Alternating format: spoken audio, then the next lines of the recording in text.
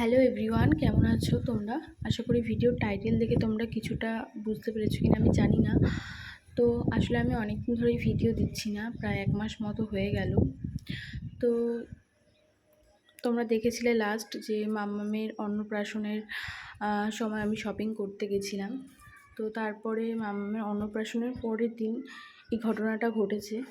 তো তোমাদের দাদাভাই ঠাকুমা আমাদের মধ্যে আর নেই, তো উনি আমাদের সবাইকে ছেড়ে চলে গেছে। তো আজকে এই ভিডিওটাও আমি অনেকদিন আগেই করেছি। আসলে ভিডিওটা যে তোমাদের সাথে শেয়ার করব সেরকমভাবে পরিস্থিতি ছিল না। তো যাই হোক, তার জন্য এখন তোমাদের সাথে শেয়ার করছি। তো আজকে হচ্ছে ওনার 13 দিনের কাজ, ঘাট কাজ। তো তার জন্যই আমরা সোদপুর পানিহাটির এই 13 মন্দিরের ঘাটে এসেছি। তো আমাদের কিছু নিয়মকানুন রয়েছে, সবার নিজস্ব কিছু নিয়ম থাকে, এক একজনের এক এক রকম। সেরকম আমাদেরও 13 দিনের কাজ। তো সেটাই এখন আমরা তো তোমাদের দাদা ভাই, আমি, আমার মা এরা আগেই চলে এসেছিলাম, আর বাবা মা আরও ফ্যামিলির যারা আছে তারা পরে এসেছিলো।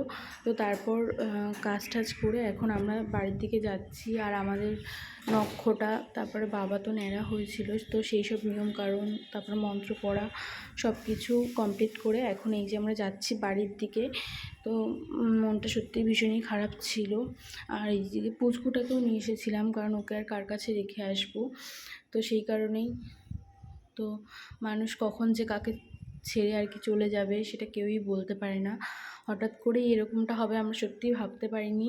তো ঘাট কাজের সব নিয়মকানুন ভালোভাবে পালন করে, এটা হচ্ছে পরের দিনের ভিডিও, যেটা হয় আর কি, কীর্তন দিতে হয় বাড়িতে, তো সেইটাই। এটা হচ্ছে হরিনাম দেওয়া হয়েছিল ঠাকুমার ফটোর সামনে। তো এটা নিচে হয়েছিল উঠানে। তো উঠোনে হওয়ার পর, কীর্তন শেষ হয়ে যাওয়ার পর আর কি, এই যে আমি মামামকে এখানে খাওয়াচ্ছিলাম, খেতে বসিয়েছি, তো ও কান্নাকাটি করছিল বলে।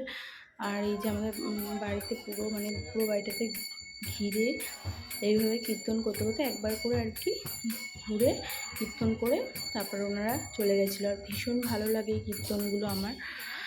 তো তোমরা সবাই একটাই প্রে করো ভগবানের কাছে, আর আমিও প্রে করছি ঠাকুমার আত্মা যেন শান্তি হয়। তো যেখানেই থাকুক উনি যেন ভালো থাকে।